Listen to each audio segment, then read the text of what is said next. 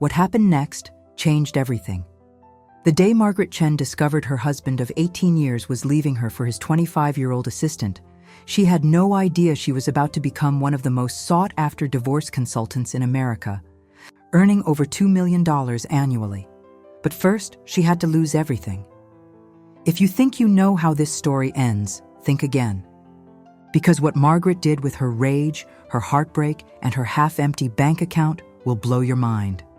Let me paint you a picture of Margaret Chen on March 15, 2019. She's 45 years old, standing in her marble-floored kitchen in Westchester, County, New York, holding a cup of coffee that's gone cold while she stares at her phone screen in complete disbelief. Margaret wasn't just any suburban wife. She was a corporate executive at Goldman Sachs, pulling in $350,000 a year. She had an MBA from Wharton, a corner office on the 32nd floor, and a reputation for closing deals that made grown men weep with relief. But none of that mattered when she read the text message that shattered her world. "I'm filing for divorce. My lawyer will contact you." Not a phone call, not a face-to-face conversation, a text message from David, her husband of 18 years, the man she'd put through law school, the man whose student loans she'd helped pay off, the man who was now a partner at a prestigious Manhattan law firm, earning $800,000 a year, money that had helped build their $2.3 million home, fund their luxury vacations, and create what she thought was their perfect life together. But here's what makes Margaret's story so powerful. She wasn't going to just survive this betrayal. She was going to transform it into something that would help thousands of women and make her richer than she'd ever dreamed possible. The stakes couldn't have been higher. Margaret was about to lose half of everything: her house, her 401k, her carefully planned future. But what she didn't know yet was that she was also about to discover a hidden strength that would turn her greatest loss into her most magnificent victory. If this story is already resonating with you, make sure to hit that subscribe button and ring the notification bell, because Margaret's journey is just getting started. And trust me, you won't want to miss a single twist in this incredible transformation. And please, drop a comment below and let me know. Have you ever felt like your whole world was falling apart? Margaret's about to show us all how to rebuild it stronger than ever. To understand the magnitude of what Margaret was about to lose, you need to see the life she had built. Picture this. Every morning at 5:30 a.m., Margaret's alarm would go off in their master bedroom overlooking the manicured gardens of their Scarsdale estate. She'd slip out of bed quietly, not wanting to wake David, and pad barefoot across the heated hardwood floors to their walk-in closet. By 6:15, she'd be dressed in one of her perfectly tailored Armani suits, checking her phone for overnight emails from London and Tokyo while sipping her first espresso from their $3,000 Italian machine. This was her sanctuary time, 30 minutes of peace before the chaos of managing a $50 million portfolio began. Margaret had built this routine over 18 years of marriage. She was the breadwinner, yes, but she never made David feel small about it. When he was struggling to make partner, she'd surprise him with his favorite Thai takeout after particularly brutal days. When he finally made partner 3 years ago, she threw him a celebration party for 60 people at the Westchester Country Club, complete with a champagne fountain and his law school buddies flown in from across the country. Their home was a testament to their success, a 4,200 square foot colonial with 5 bedrooms, 4.5 baths, a gourmet kitchen with marble countertops, and a backyard that looked like something from Better Homes and Gardens. Margaret had personally selected every piece of furniture, every painting, every crystal chandelier. She'd even hired a landscape architect to design the garden where she dreamed of hosting their future grandchildren's birthday parties. But here's what she didn't see coming, and this is where the story gets really heartbreaking. David had been pulling away for months, maybe even years. The signs were all there, hiding in plain sight. He'd started working later, claiming big cases demanded more hours. Weekend golf games with clients became more frequent. His phone, which used to sit casually on the kitchen counter, now lived permanently in his pocket, face down. Margaret told herself it was just the stress of being a new partner. She threw herself deeper into her own work, closing a massive merger in December 2018 that earned her a $125,000 bonus. She used that money to surprise David with a 2-week vacation to Italy, their second honeymoon, she called it. But during that trip to the Amalfi Coast, something felt off. David seemed distracted, constantly checking his phone even while they were having dinner at romantic seaside restaurants. When Margaret suggested they try for the baby they'd always talked about, David changed the subject so quickly it left her feeling foolish for even bringing it up. "Maybe after I settle into this partner role," he'd said, not meeting her eyes. Margaret buried her disappointment. She was 45. If they were going to have children, it needed to be soon. But she convinced herself that David was just overwhelmed with work pressure. She'd waited this long. She could wait a little longer. Back home, their dinner conversations became increasingly superficial. Margaret would share exciting updates about her deals, but David seemed to listen with only half his attention. When she'd ask about his cases, he'd give vague one-word answers before retreating to his home office to prep for tomorrow. Their intimacy dwindled to nothing. Saturday morning coffee in bed, which had been their tradition since their newlywed days, disappeared. David started going for early morning runs, something he'd never done before. When Margaret suggested they run together, he claimed he needed the solitude to think about cases. The most painful part? Margaret kept making excuses for everything. When David forgot their anniversary dinner reservations at Le Bernardin, a table she'd booked 3 months in advance, she told herself he was just distracted by work. When he stopped asking about her day, she figured he was giving her space. When he moved his pillow to the guest room, claiming her snoring was keeping him awake, she actually scheduled a sleep study, convinced the problem was with her. Margaret Chen, the woman who could spot a bad deal from across a conference room, who could read market trends that made her company millions, was completely blind to what was happening in her own marriage. But if you think you've heard this story before, if you think you know how a smart, successful woman could miss such obvious signs, well, you haven't heard anything yet. Because on the morning of March 15, 2019, Margaret's carefully constructed world was about to explode in the most devastating way possible. And the man she'd trusted with her heart, her home, and her future was about to show her just how ruthless he could be.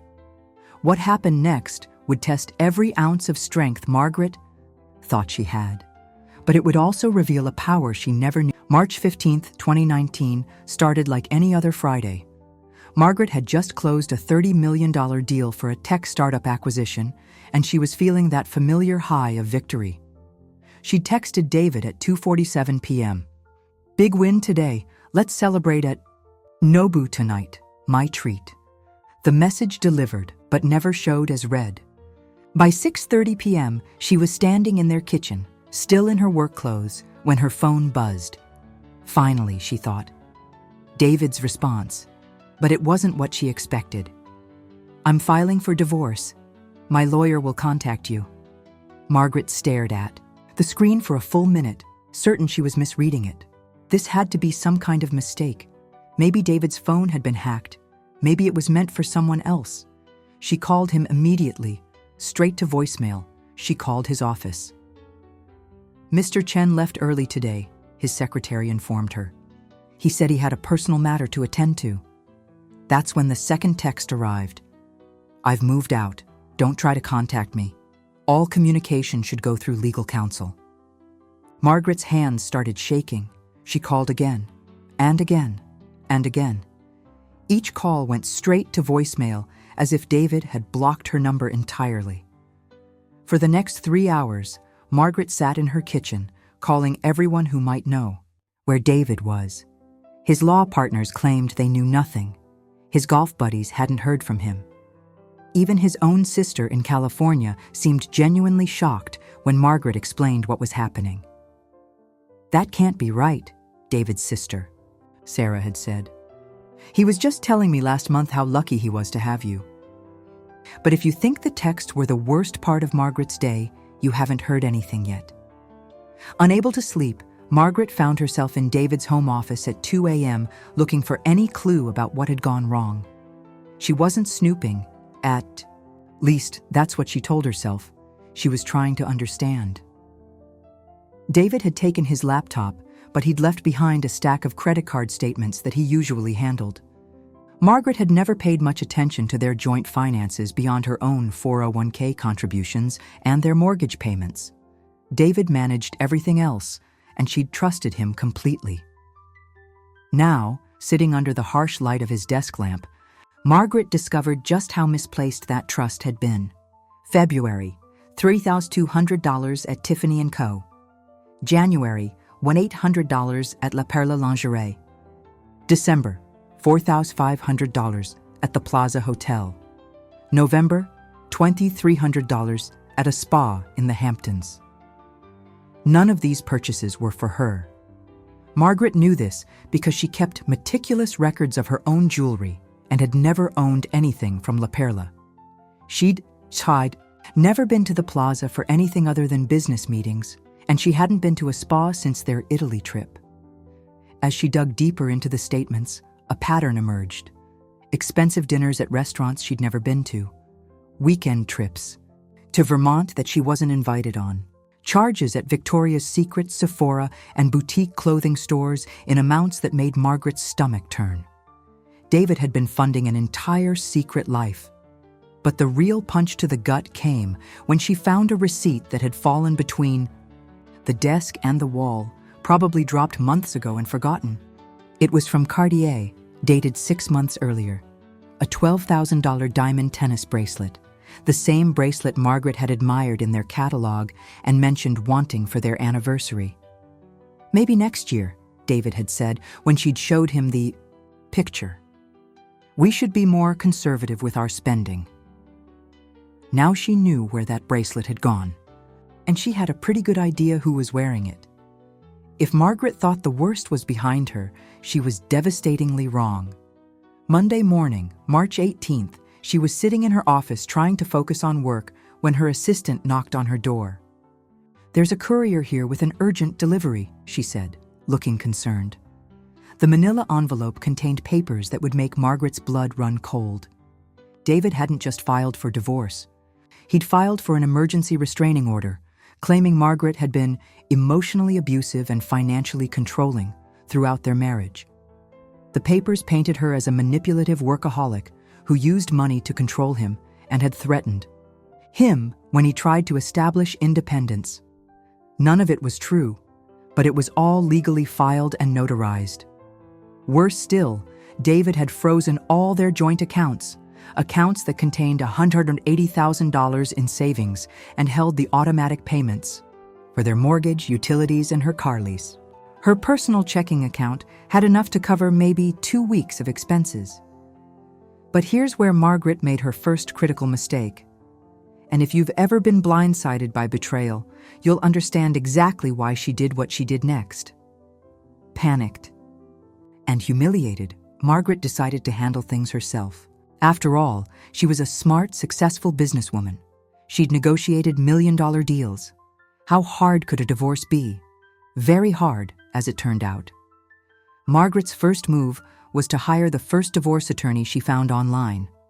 A general, practice lawyer in White Plains who charged $250 an hour and promised to fight aggressively for her rights.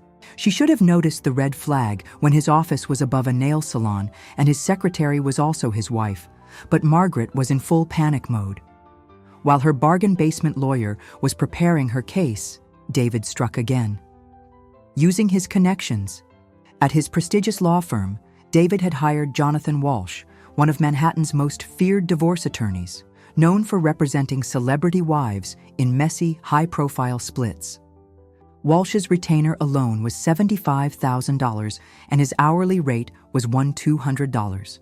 Margaret found out about Walsh when she received a motion claiming she had hidden assets and demanding a full forensic accounting of her finances. The motion was 23 pages long, professionally bound, and referenced case law that Margaret's lawyer had probably never heard of. Her lawyer's response? A 3-page document with 2 typos and formatting that looked like it was done on a typewriter. "Don't worry," her lawyer assured her. "They're just trying to intimidate you."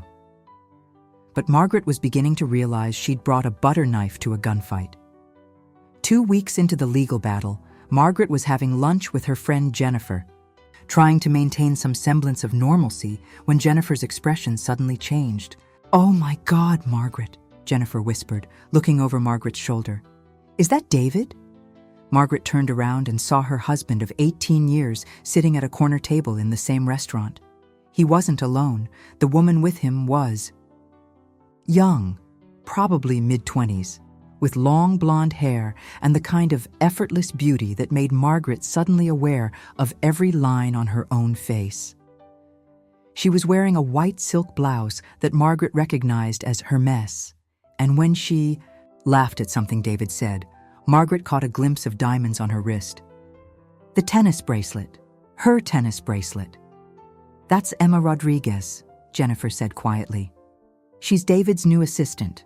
Started working for the firm about 8 months ago." 8 months. Margaret's mind raced back to when David's behavior had started changing. The late nights, the weekend work calls, the sudden need for privacy when he was on his phone. 8 months. Margaret watched as David reached across the table and took Emma's hand, stroking her fingers the same way he used to stroke Margaret's. The same way he'd done on their first date 20 years ago at a little Italian place in the village. That's when it hit her. This wasn't just about another woman. This was about David systematically planning to leave their marriage while using Margaret's own success and trust to fund his escape. And Margaret had made it so easy for him. But if you think this was Margaret's rock bottom, if you think this was the worst day of her life, well, you haven't seen anything yet. Because what happened in the following weeks would test Margaret in ways she never imagined possible and push her to a breaking point that would either destroy her completely or forge her into something entirely new. The question was, which Margaret would emerge from the ashes? If you thought Margaret's story couldn't get worse, you were wrong. Because what happened next would break most people completely. 3 months into the divorce proceedings, Margaret found herself sitting in a sterile conference room at Walsh and Associates, watching her entire life get dissected like a business deal gone wrong. But this wasn't business. This was personal destruction, executed with surgical precision. David's lawyer, Jonathan Walsh, had done his homework. Spread across the mahogany table were financial documents going back 7 years, each one telling a story that painted Margaret as exactly what David claimed, a controlling, manipulative woman who used money as a weapon. "Mrs. Chen," Walsh said, his voice dripping with false sympathy. "These records show a pattern of financial control that my client found increasingly unbearable." Margaret watched in horror as Walsh presented evidence of every generous thing she'd ever done for David, twisted into something sinister. The $85,000 she'd spent putting David through law school? Financial entrapment designed to create dependency. The $40,000 bonus she'd used to pay off his student loans? A calculated move to gain leverage over his career decisions. The surprise party she'd thrown when he made partner? Inappropriate public displays designed to embarrass Mr. Chen and assert dominance over his professional achievements. Even the Italy vacation, their second honeymoon, was presented as Margaret, using expensive gifts to mask the deteriorating relationship she had created through her controlling behavior.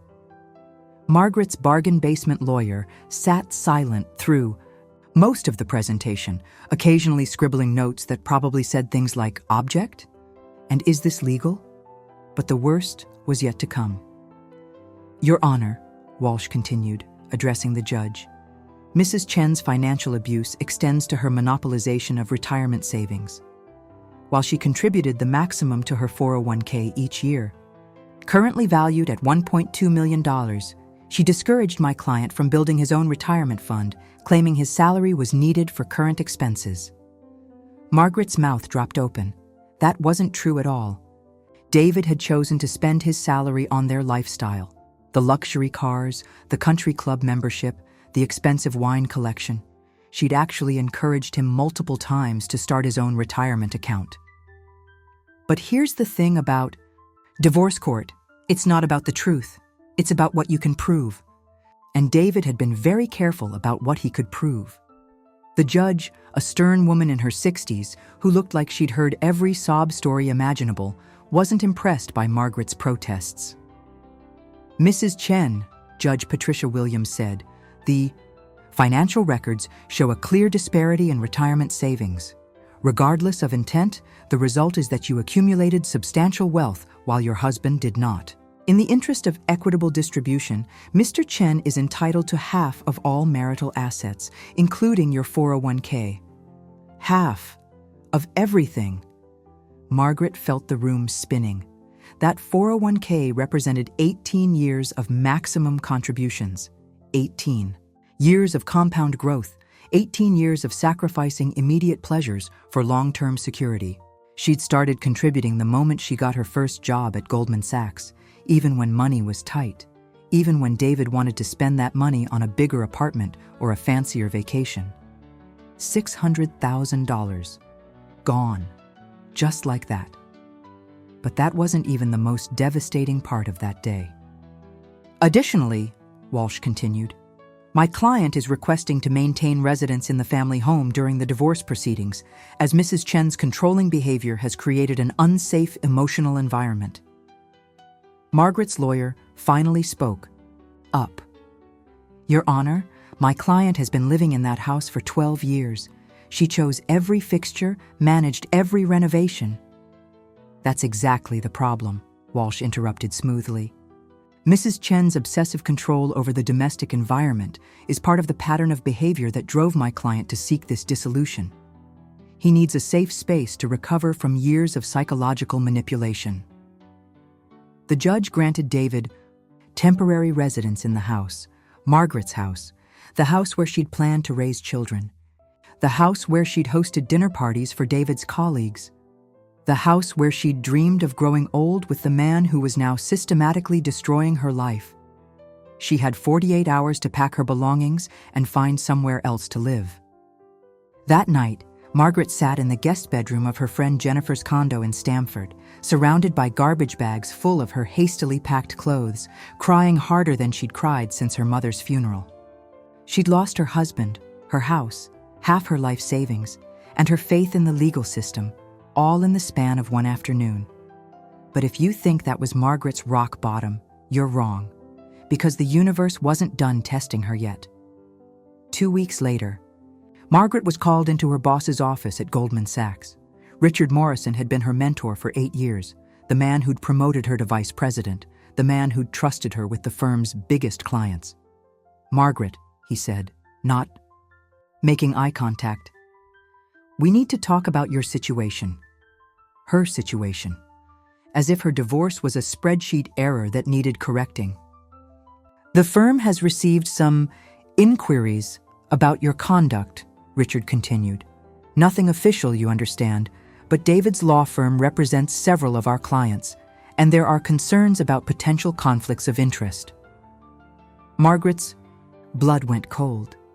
"What kind of concerns?" "Questions about whether your emotional state might affect your judgment. Whether the publicity around your divorce might reflect poorly on the firm." Richard finally looked at her, and Margaret saw something she'd never seen before: doubt. "The partners think it might be best if you took some time off. Unpaid leave, just until things settle down." Margaret had never taken a sick day in 8 years. She'd closed deals while running a fever.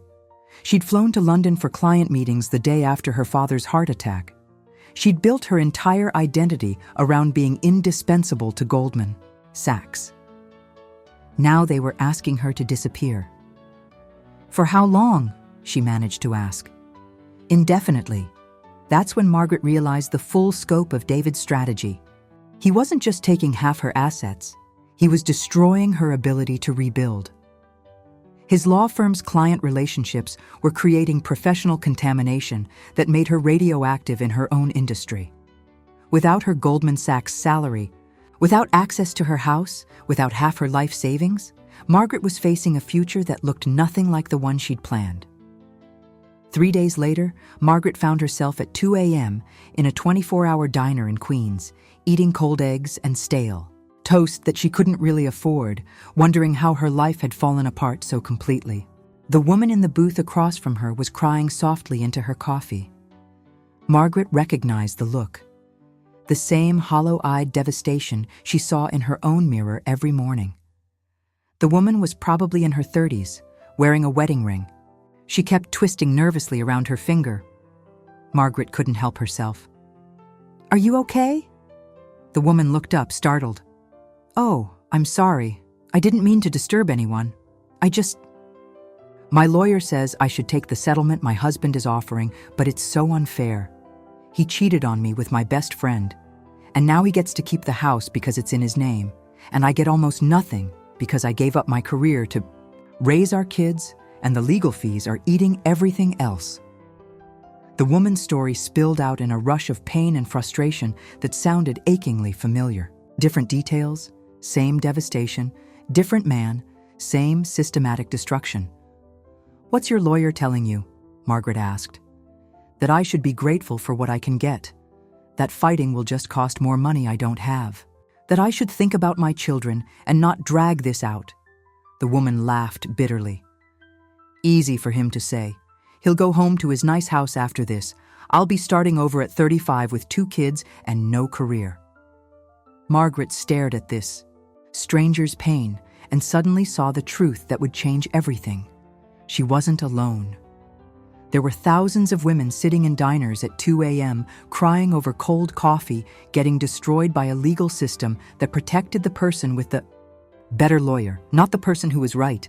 And in that moment of perfect clarity, sitting in a fluorescent-lit diner that smelled like burnt coffee and broken dreams, Margaret Chen had the realization that would transform not just her own life, but the lives of countless other women. She wasn't going to be a victim anymore. She was going to be the solution. But what Margaret didn't know yet was that her greatest weapon wouldn't be revenge. It would be redemption.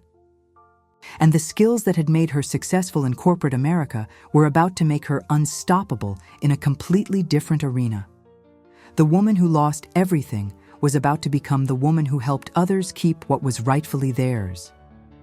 But first, she had to figure out how to save herself. The call came at 6:47 a.m. on a Tuesday morning in June, 3 months after Margaret's life had imploded. She was lying on Jennifer's couch, still in the same clothes from the day before, staring at her phone and watching her bank balance tick lower with each automatic bill payment she couldn't afford to stop. "Margaret? It's Sarah Mitchell from the Connecticut Bar Association." Margaret sat up, confused. She barely knew Sarah. They'd met once at a Legal Wives charity luncheon years ago. Sarah was a family law attorney who'd always seemed impossibly put together, the kind of woman who managed a successful practice while raising 3 kids, and somehow still found time to volunteer at the animal shelter. "Sarah, hi. I'm surprised to hear from you." "I heard about what you're going through," Sarah said gently. "And I have a proposition that might sound crazy, but hear me out." Margaret braced herself for another well-meaning friend trying to set her up with someone's divorced brother or offering her a fresh start selling essential oils. "I've been watching your case," Sarah continued. "What David's team is doing to you, it's happening everywhere. Every week, I see brilliant, successful women getting destroyed by lawyers who know exactly how to game the system. Women who built careers, contributed to retirement accounts, supported their husbands through school or career changes, only to lose everything because they didn't know how to protect themselves." Margaret felt her throat tighten. This was her story exactly. "Here's the thing," Sarah said. "You understand complex financial structures better than most divorce attorneys. You know how to negotiate, how to spot red flags, how to build a case. What if instead of being the victim, you became the expert who helps other women avoid what happened to you?" "I don't understand," Margaret said. "I want to hire you as a consultant. Not as a lawyer, You'd work with my clients to analyze their financial situations, help them understand what they're really worth, and teach them how to negotiate from a position of strength instead of desperation. Margaret was quiet for a long moment. Sarah, I'm not exactly a success story right now. I'm living on my friend's couch and eating ramen noodles for dinner. That's exactly why you're perfect for this, Sarah replied. You know what it feels like to be blindsided. You know what these women are going through, and you know what doesn't work. Help me help them do better. Margaret's first client was a woman named Jennifer Holt, not her friend Jennifer, but a 42-year-old radiologist whose husband had been hiding assets for 2 years while planning his exit strategy. They met at a coffee shop in Stamford, and Margaret immediately recognized the look in Jennifer's eyes, the same shell-shocked disbelief she'd seen in her own mirror months earlier. My lawyer says I should accept his offer, Jennifer said, sliding a manila folder across the table. He wants to give me $200,000 from the sale of our house and says I can keep my car. The rest goes to him because he claims I was financially irresponsible. Margaret opened the folder and felt her blood pressure spike. Jennifer's husband was a successful orthopedic surgeon who'd been transferring money to offshore accounts, purchasing expensive assets in his business partner's name, and systematically undervaluing his practice. It was David's playbook all over. Again, just with different numbers. Jennifer, Margaret said carefully, what was your household income last year? About $800,000. But Mark says most of that is tied up in the practice, and we can't touch it. Margaret spent the next 3 hours teaching Jennifer how to read the financial documents her own lawyer had dismissed as too complicated. She showed her how to trace the offshore transfers, how to demand a proper valuation of the medical practice, and how to document the pattern of hidden assets. But most importantly, she taught Jennifer something no one had taught Margaret: how to stop apologizing for her own success. You put Mark through medical school, Margaret said. You delayed having children so he could build his practice. You managed the household finances while he established his career.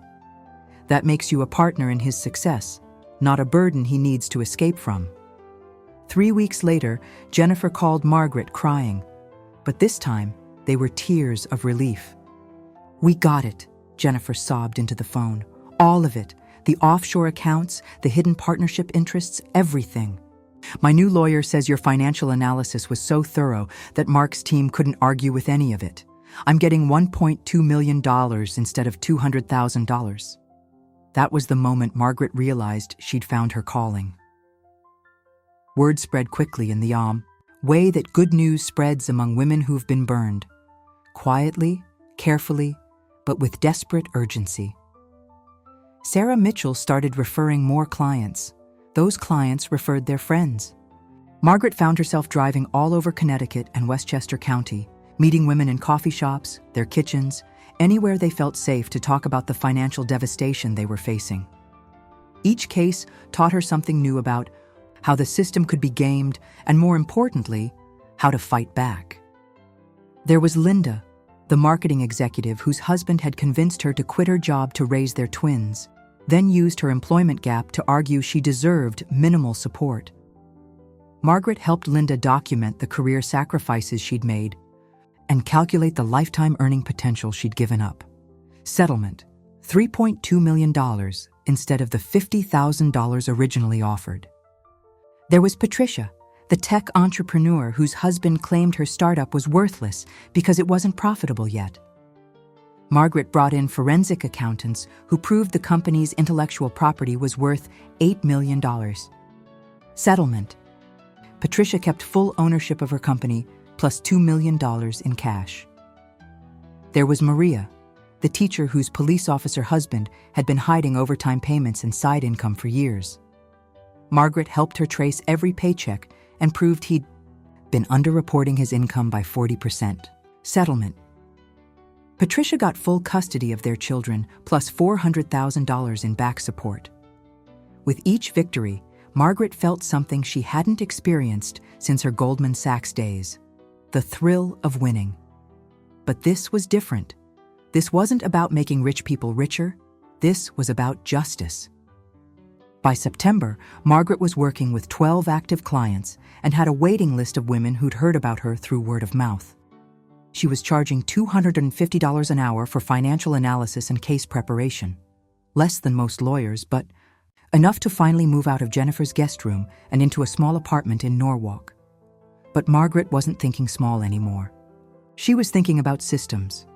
She rented a small office space above a yoga studio and hired her first employee, Rachel Torres, a recent MBA graduate who'd been laid off from a consulting firm and needed work as desperately as Margaret needed: help. Together, they created something that had never existed before: a comprehensive financial consulting service specifically designed for women going through high-asset divorces.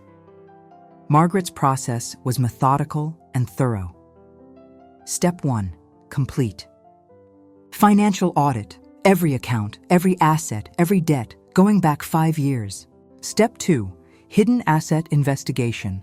Looking for the patterns Margaret had learned to recognize from her own experience and dozens of cases. Step 3. Valuation analysis. Determining the real worth of businesses, properties, investments, and retirement accounts. Step 4. Negotiation strategy. Teaching clients how to present their case and what to demand. Step 5.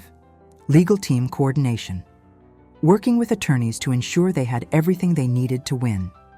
The results spoke for themselves. Margaret's clients were settling for 300% more money on average than they'd been initially offered. But here's what made Margaret's approach revolutionary.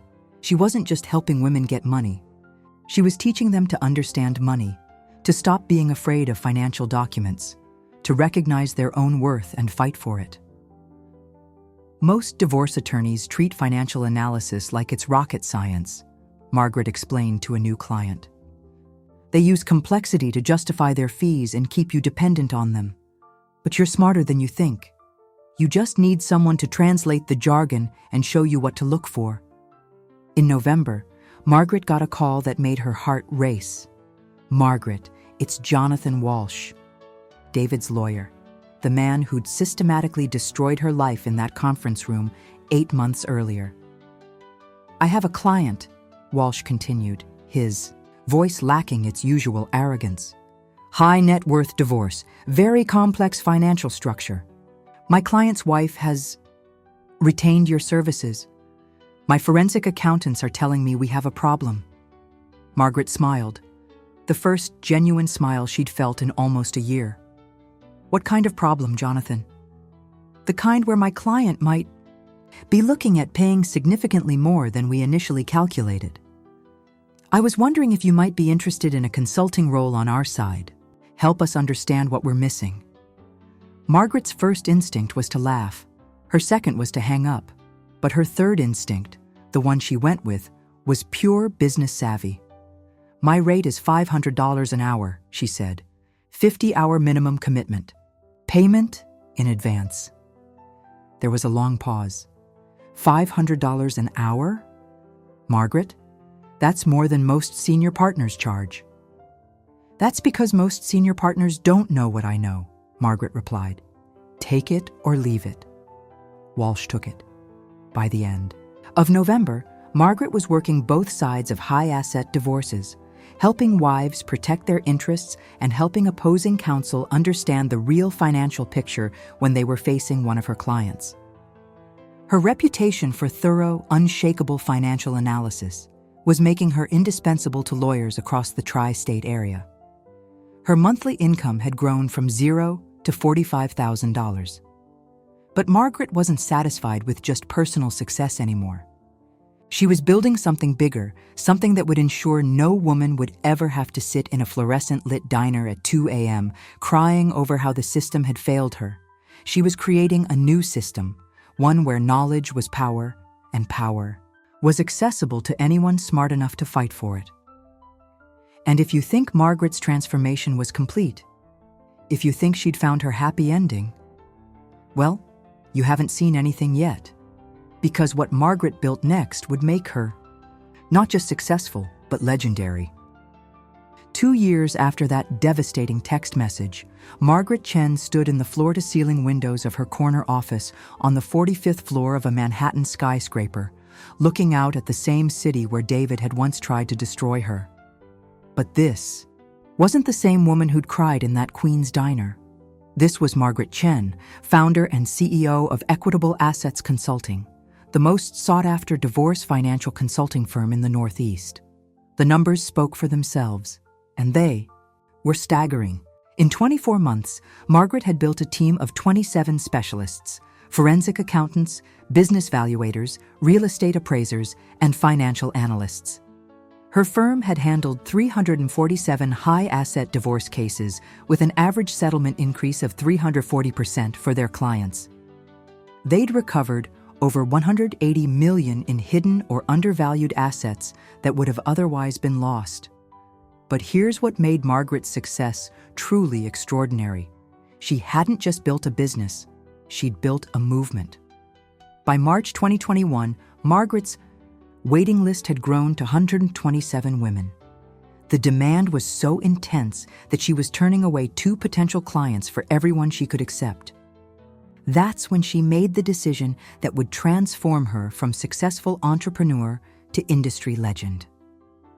"Rachel," she said to her now director of operations, "we're not thinking big enough." Instead of just expanding her team, Margaret created something unprecedented: the Equitable Assets Academy, a comprehensive online training program that taught women and their attorneys how to conduct their own preliminary financial analysis before their divorce proceedings even began. The Academy wasn't just another online course. It was a complete financial empowerment system that included the Asset Detective Toolkit, step-by-step guides for uncovering hidden assets with real case studies and document templates, the Valuation Masterclass, how to properly value businesses, real estate, retirement accounts, and complex investments, the Negotiation Bootcamp, psychology-based strategies for maintaining power during settlement discussions, the Legal Team. Margaret's book, Hidden Assets, Hidden Strength: How to Protect Your Financial Future in Divorce, was published in March 2022. It debuted at number 1 on the New York Times Business Bestseller list and stayed there for 16 weeks. But this wasn't just another business book. Margaret had written a comprehensive guide that exposed the most common tactics used to hide assets during divorce, complete with real case studies, document samples, and step-by-step instructions that any woman could follow. FIO. Book success wasn't just commercial, it was cultural. Women's magazines featured it in their book clubs. Financial advisors recommended it to clients. Even some divorce attorneys began using it as a training manual for their junior associates. More importantly, the book established Margaret as the definitive expert on high-asset divorce financial strategy. Law schools invited her to guest lecture. Financial conferences competed to have her as a keynote speaker. The same industry that had tried to silence her during her own divorce was now paying her $75,000 per speaking engagement to share her expertise.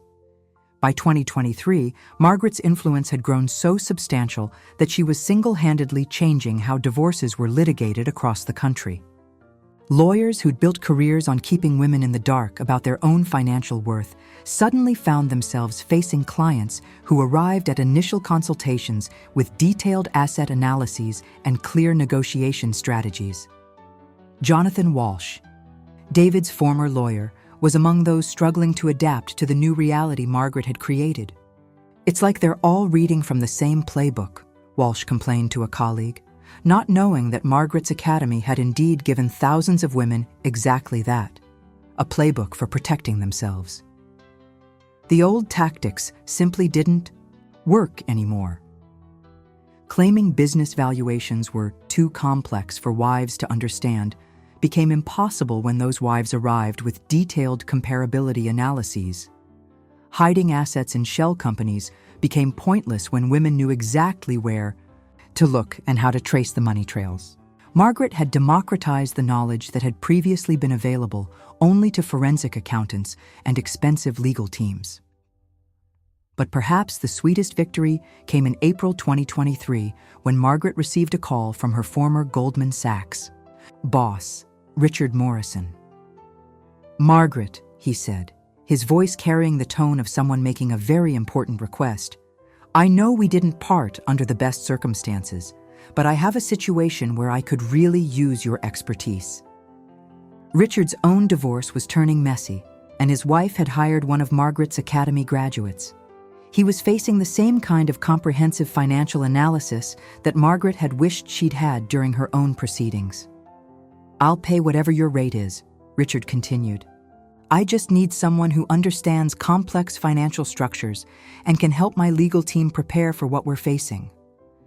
Margaret's rate was now $2,500 per hour with a $50,000 minimum engagement. Richard paid it without hesitation. By the end of 2023, Margaret's financial transformation was complete and staggering. Personal income, $2.3 million annually from consulting fees, academy sales, book royalties, and speaking engagements.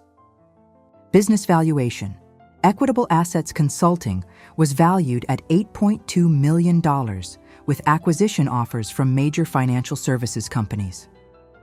Academy enrollment, 4,847 women had completed the program with a 94% success rate in achieving settlement improvements.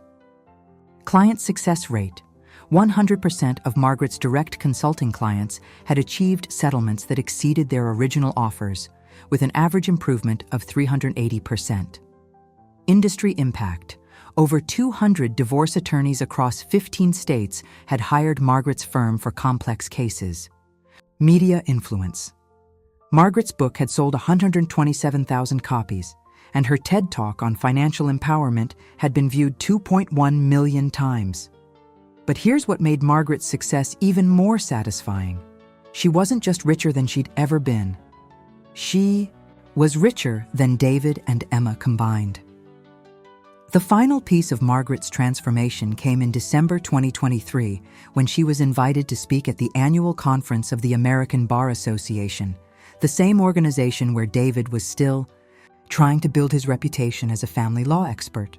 Margaret's keynote speech, Evolving Beyond Adversarial Divorce, Financial Transparency as a Path to Equitable Resolution, was attended by over 2,200 attorneys, including David himself. As Margaret took the stage at the Waldorf Astoria, wearing a custom Armani suit and the same confidence that had once made her a star at Goldman Sachs, she could see David sitting in the back row. Next to him was Emma, now his wife, wearing what looked like a significantly smaller diamond than the tennis bracelet that had once been Margaret's. Margaret's speech was brilliant, professional, and devastating in its implications for lawyers, who built their practices on keeping clients ignorant about their own financial situations. She never mentioned her personal story, never referenced David directly, but everyone in that room understood exactly what and who had inspired her revolutionary approach to divorce financial consulting. After her presentation, Margaret was surrounded by attorneys wanting to hire her services, congratulate her on her success, or simply be seen talking to the woman who'd transformed their industry. David approached her during the cocktail reception. "Margaret," he said, looking older and somehow smaller than she remembered. "Congratulations on your success. It's impressive." Margaret looked at the man who'd once tried to destroy her and felt nothing but pity. "Thank you, David," she replied. "I hope you're well." As she walked away, Margaret realized that she meant it. She genuinely hoped David was well, because his well-being, or lack thereof, no longer had any impact on her life whatsoever. Margaret Chen had not only survived her divorce, she had used it as the foundation to build something extraordinary, a business that helped other women, a platform that changed an entire industry, and a personal fortune that dwarfed anything she'd achieved in her previous life. The woman who'd once been told she should be grateful for what she could get had become the woman who taught others to demand what they deserved. And she was just getting started. Margaret Chen's story isn't just about one woman's incredible comeback from devastating betrayal. It's a masterclass in transformation that contains lessons every one of us can apply to our own lives, whether we're facing divorce, career setbacks, financial challenges, or any situation where we feel powerless and defeated. Let me share with you the 5 life-changing principles that Margaret discovered on her journey from victim to victor. Principles that can transform your own relationship with adversity, success, and personal power.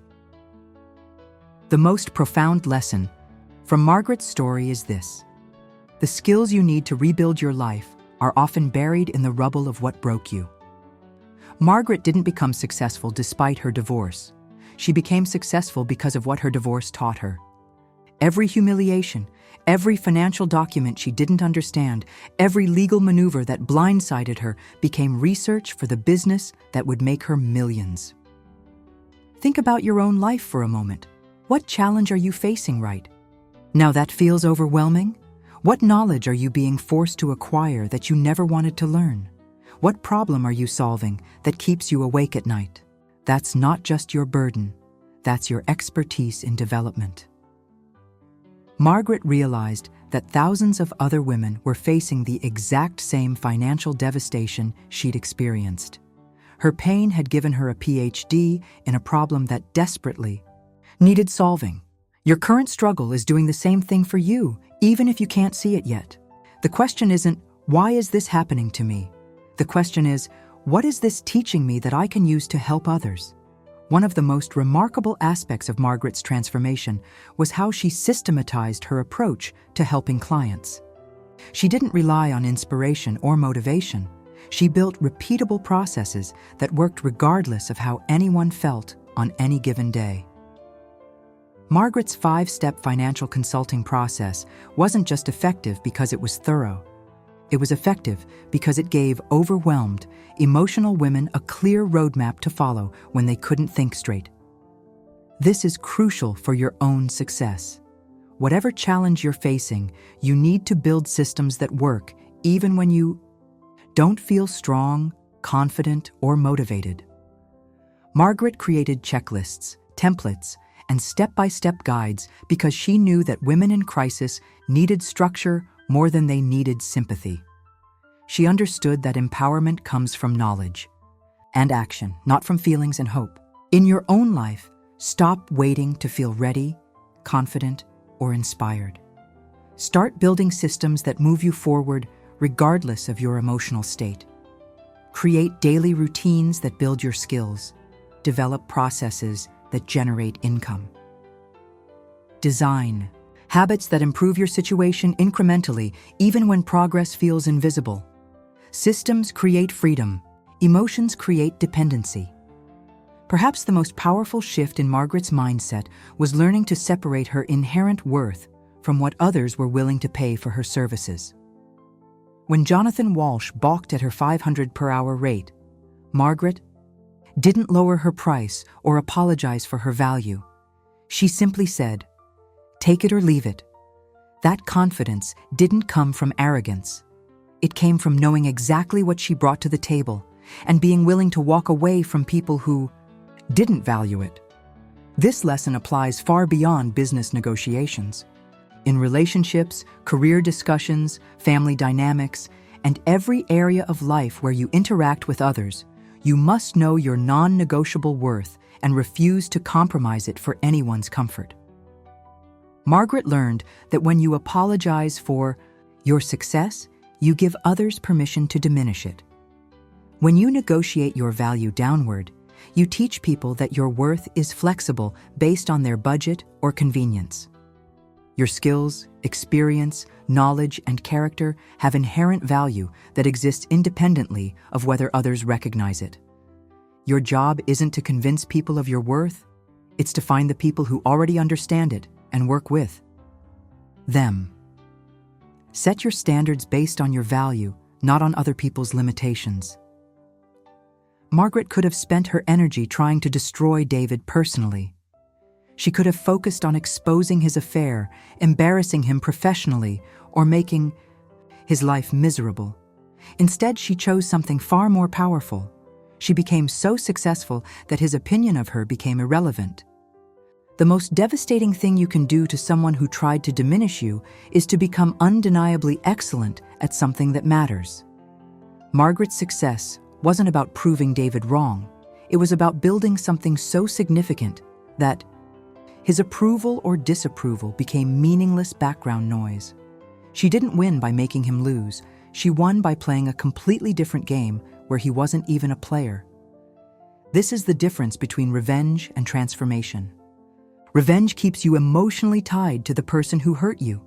Transformation makes you so powerful that their actions become irrelevant to your happiness. Whatever situation you're facing, whatever person has tried to limit you or define your worth, your path to freedom isn't through them. It's around them. Build something so meaningful that their opinion becomes noise you no longer hear. The most inspiring aspect of Margaret's story is how she transformed her personal devastation into a platform for helping others. She didn't just survive her divorce. She used her experience to prevent other women from suffering the same fate. This is the ultimate transformation. When your pain becomes your purpose, when your struggle becomes your strength, when your breakdown becomes the foundation for other people's breakthroughs. Margaret understood that her experience, as painful as it was, had given her insights that could save other women millions of dollars and years of heartache. She had a choice. She could keep that knowledge to herself and simply rebuild her own life, or she could share it and transform an entire industry.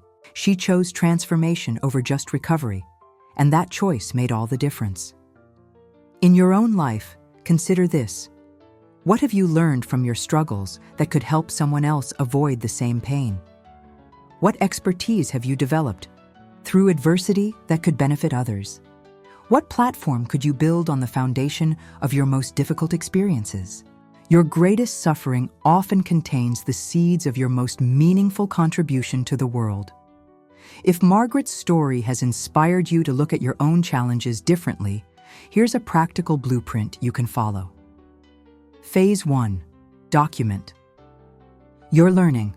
Start keeping a record of everything your current struggle is teaching you. What skills are you developing? What knowledge are you gaining? What insights are emerging from your pain? Phase 2. Identify your unique value. Based on your experience, what do you understand that others in similar situations don't? What could you teach someone facing the same challenge you've overcome? Phase 3. Build your system. Create a repeatable process for applying what you've learned. Whether it's a business model, a personal routine, or a problem-solving approach, systematize your insights so they work consistently. Phase 4. Test your market. Find one person who needs what you've learned and help them for free. Prove to yourself that your knowledge has real value in the real world. Phase 5. Scale your impact. Once you've proven your concept, build a platform that allows you to help more people while creating the financial freedom you deserve. Margaret Chen's story proves that it's never too late to rebuild your life, that setbacks can become setups for something extraordinary, and that the skills you need for success are often hiding in the experiences you wish you'd never had. But here's what I want you to understand. Margaret's transformation didn't happen because she was special, lucky, or had advantages you don't have. It happened because she made a choice. The choice to see her devastation as data, her pain as preparation, and her breakdown as a breakthrough waiting to happen. You have that same choice available to you right now. Whatever challenge you're facing, whatever loss you're grieving, whatever setback has knocked you down, inside that, experience is the raw material for something extraordinary. The question isn't whether you have what it takes to transform your life. The question is whether you're willing to do the work to uncover the power that's already inside you. Margaret went from crying in a diner at 2 a.m. to earning $2.3 million a year helping others. She went from losing half her 401k to building an $8.2 million company. She went from being humiliated in divorce court to being the keynote speaker at legal conferences. That transformation is available to you too. Not the same path, but the same principle. Your greatest breakdown can become your most powerful breakthrough. The only question is, what are you going to build from the pieces of what broke you? Your journey starts with a single step, and that step starts with hitting the subscribe button if this story inspired you. Share this video with someone who needs to hear Margaret's message, and drop a comment below telling me, what challenge in your life could become your greatest opportunity? I read every comment, and your story might just inspire the next video that changes someone's life. Remember, you're not just surviving your story, you're writing it. Make it extraordinary.